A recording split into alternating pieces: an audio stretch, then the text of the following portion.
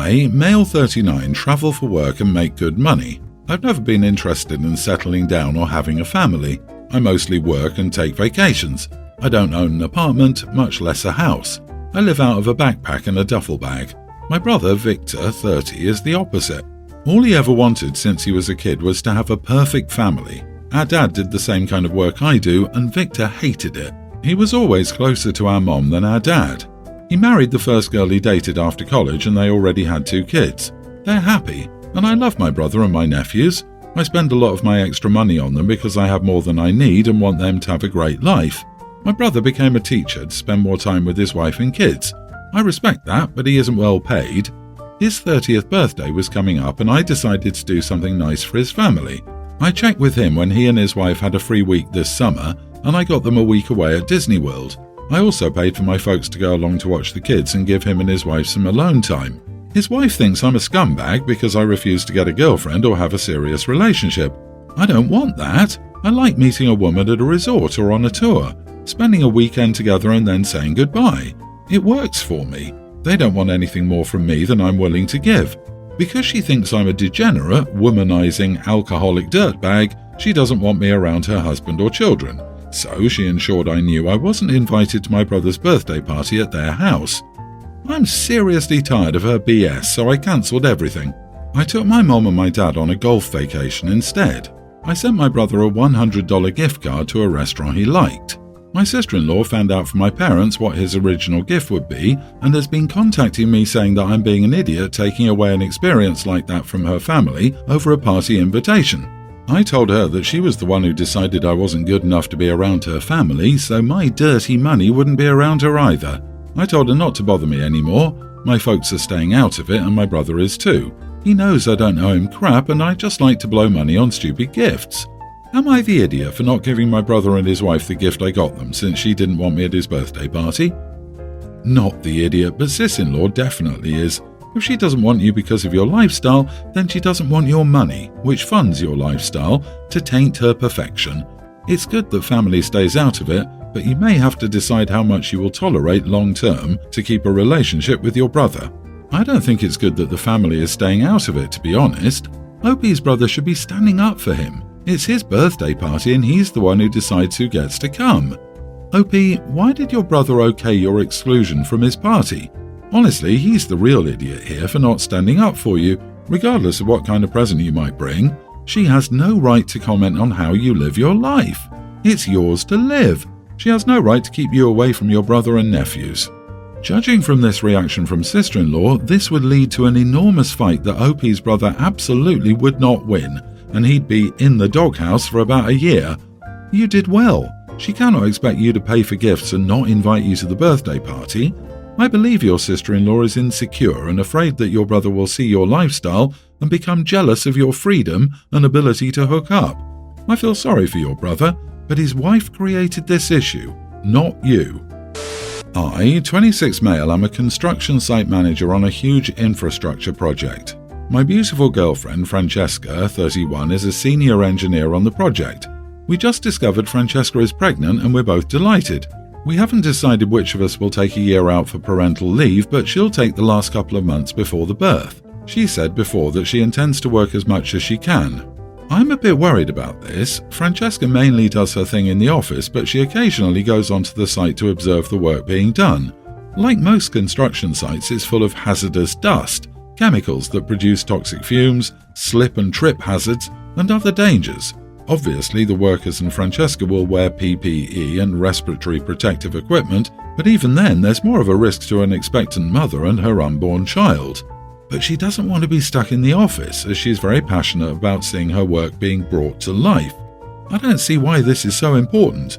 She isn't doing the physical work or managing it, and the site teams produce detailed reports at the end of every shift. Surely that's safer than risking herself and the baby out there.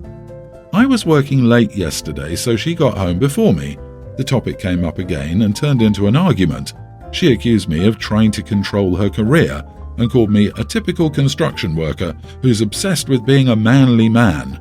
I said that wasn't fair and I just wanted her and our baby to be safe. She went upstairs in tears and slept in our spare room. I don't want to control her or her career. I don't want her or our baby to get hurt. Am I the idiot? Why wasn't this an issue before she was pregnant? It's because she's pregnant with your child you think you own her and should be allowed to control her. You are the idiot. You're infantilizing her. She's a grown woman and not made of glass. Find a way to handle your anxiety without being controlling. She enjoys her career, and you're sucking the joy out of it. Are you people insane?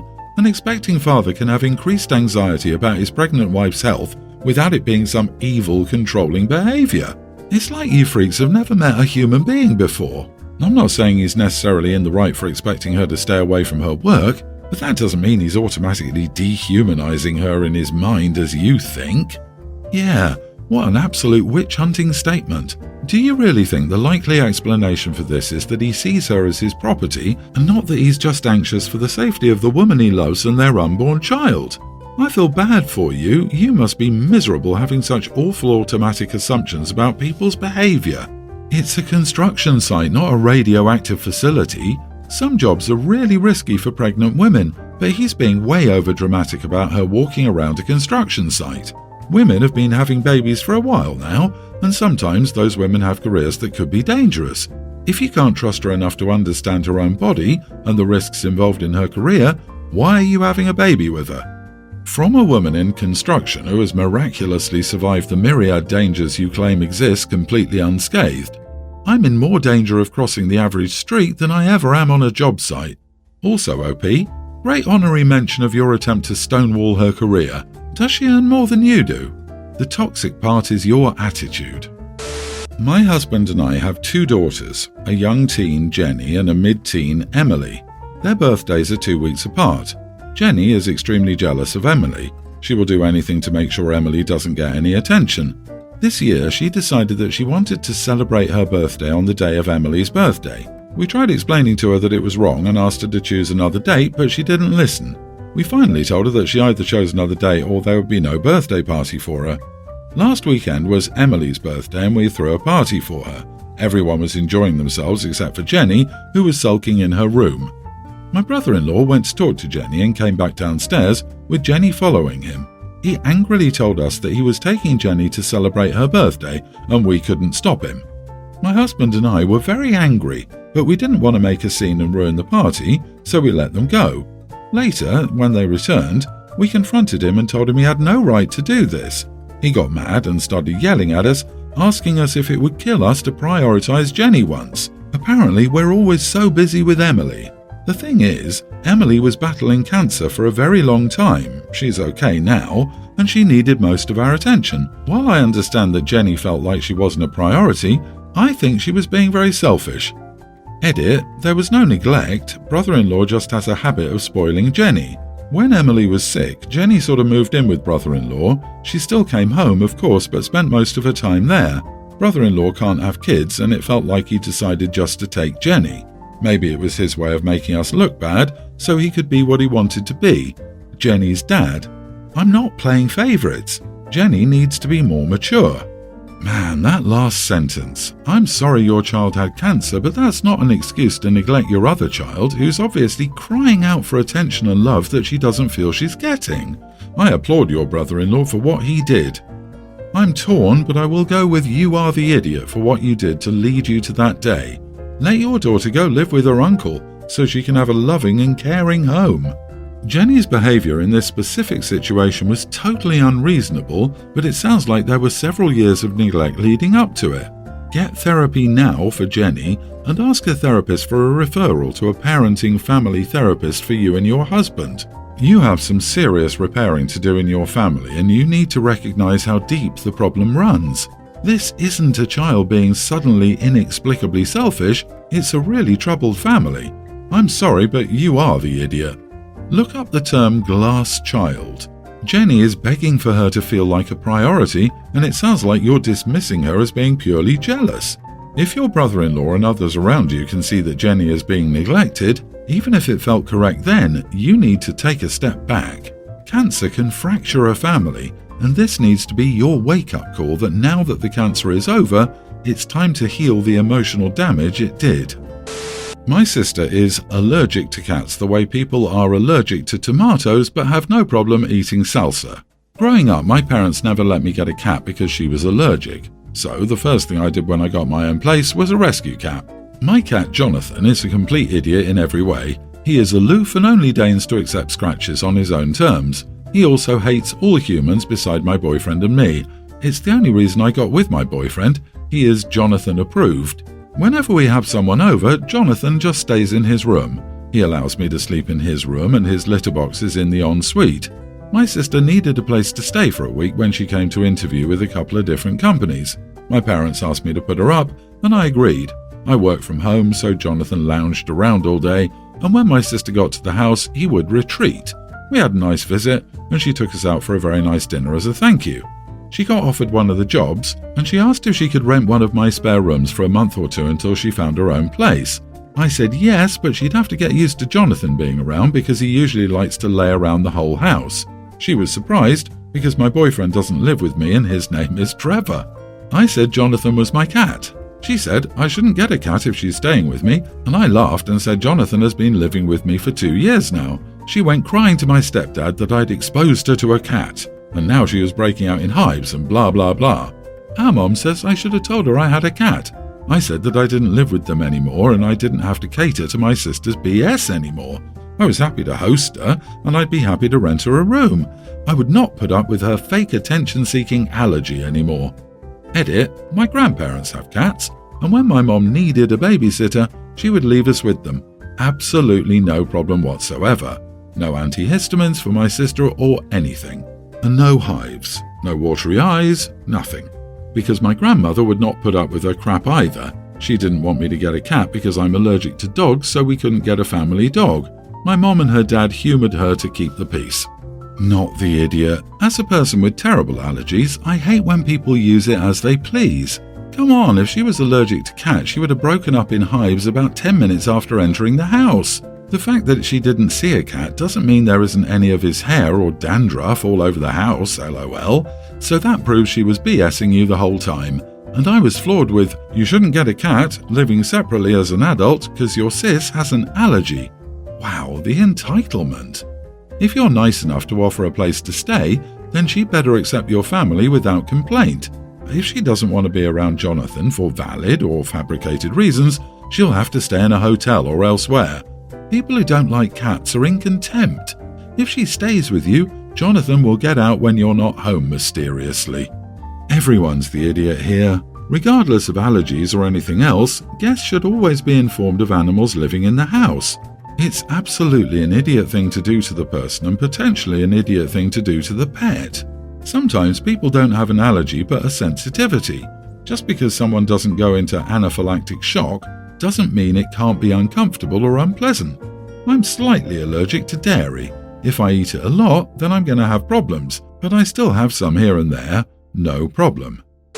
My female 47 daughter, 22, is still living at home since she graduated this spring. We're fine with it because she can save money from her first real job. It is tough out there, so we're trying to help her as much as possible. The conflict has arisen because she's very possessive of the food and drinks that she buys for herself. It's not like restaurant leftovers or anything, that's obviously hers, but she'll buy soda or cheese or sandwich meat, and she'll get mad if anyone else eats or drinks it. I'd understand if she was buying all her own food, but she isn't. She still eats the food that my husband and I buy for the house, so she has no problem eating our food, but God forbid we touch hers. The last straw was last night. Her dad made himself a drink and used one of her tonic waters. She got upset that he drank her stuff. He apologized, but I had enough. I gave her 3 options. Either she starts buying all her food, which she can label and keep in the fridge, freezer and pantry. I will ensure neither her father nor I nor her brothers touch it. She can learn to share and appreciate that we're still feeding and housing her for free, or she can move out. She started crying that I was throwing her out for being upset that someone stole her food. I just told her that she had a week to decide. Her dad says I'm being rough on her and that she buys herself treats that are not stuff I buy all the time. And that may be so, but I still see her eating the groceries I buy for the house and not contributing. Not the idiot, she's 22 years old and crying over water. She needs to learn to pick her battles. She can buy a mini fridge, keep it in her room and keep all her foodstuffs. Barring a medical condition where she needs this food specifically for her, she's acting like a spoiled child. She can pay rent if she wants to be treated like a housemate. An adult living in their parents' house for free, eating their parents' food, and getting angry at her dad for using the water she bought? That's beyond infantile. She should have offered to pay at least some small money when she got the job. Instead, she's acting like a primary school kid. Your options are fair. It's time to grow up. I really think context is important. Is she buying special food only she can eat and you all are eating anyway, aka vegan, gluten-free, etc.? How much are you all eating food and drink she gets for herself? Is she buying drinks she never gets to drink and food she never gets to eat? Breaking down and crying over a tonic water sounds like she's had a household eating all her treat food. You are the idiot. If everyone wants the stuff she buys specifically for herself, why is it not on the family grocery shopping list? Either you're okay with her staying with you rent-free and not contributing to groceries, or you need to reevaluate this. But don't steal her stuff. Just because she lives in your house doesn't mean she has no right to her own property. This is no different than you stealing other stuff from her, like clothes or jewelry. Many years ago, I was in a similar situation. I lived with my parents after college. Although I bought nearly all my own food, I was rarely around anyway, but I soon learned that if I bought cold cuts, they'd disappear quickly, as my dad liked to make huge sandwiches, and I was okay with that as they let me live there. I just learned to split my order into 2 packages and hide one in the vegetable drawer. My dad never touched the vegetable drawer.